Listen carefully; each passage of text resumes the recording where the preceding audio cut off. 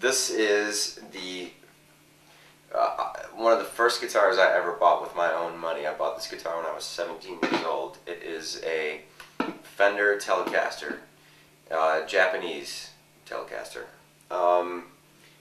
It is not the best guitar in the world.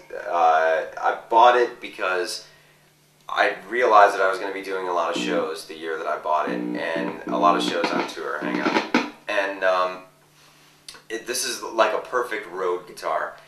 It was $350. It's not, you know, like a Gibson Black Beauty or anything. I mean, this is a road guitar. It works.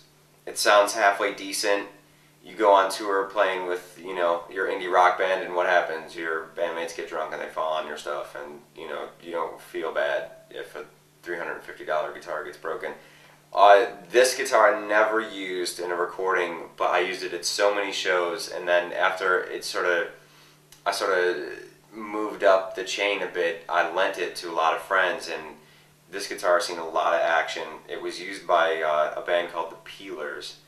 They're like a garage rock band from Chicago, and they had it for 2 years, and when I got it back, it was like chewed up, and there were pieces missing, and I mean, they use it quite a bit. I'm not a big fan of Fenders by any means, but you know. Hence the other Fender sitting right next to you. Hence that's the other one I'm going to talk about next. But if you're gonna, you know, if you're like an indie band and you know, you're gonna do a 25-day tour, you know, you can't really go wrong. You know, I mean, if you got a Fender amp and a Fender guitar, you know, your sound will be pretty good. What about the newer ones? What about like the Mexican ones and stuff like that? Unmodified. I mean, I've seen people modify the Mexican ones and they crank. Well, that's the thing about the next one I'm going to talk about. This is a Japanese made one. The pickups, they didn't last very long, and I kept having to have them, you know, resoldered. You have one single coil? Two. Two, okay. I'm sorry. Yeah, it's two a standard single coils. Yeah, it's a standard Telecaster. Okay, you didn't do anything to it. No, the only modification is my cystic fibrosis sticker on the body there. I put 13s on this actually, and when I put it on, or when I put the 13s on, the guy that was fixing my guitar said, "This guitar is not made to put 13s on. You're going to snap the neck," and I almost did.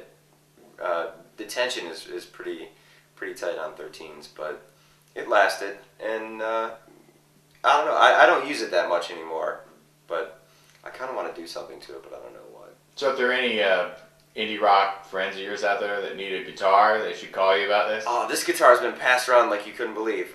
I had it. Like a $2 whore? Yeah, a lot like a $2. It's like the town bicycle. Everybody's had a ride, right?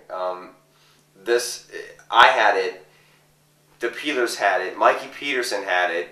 It was lent to a guy that I work with, son. He had it for about 6 months.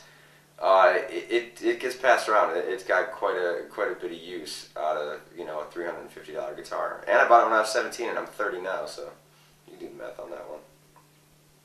Not, you know, I don't know. It has nostalgia. That's why I've never got rid of it. So.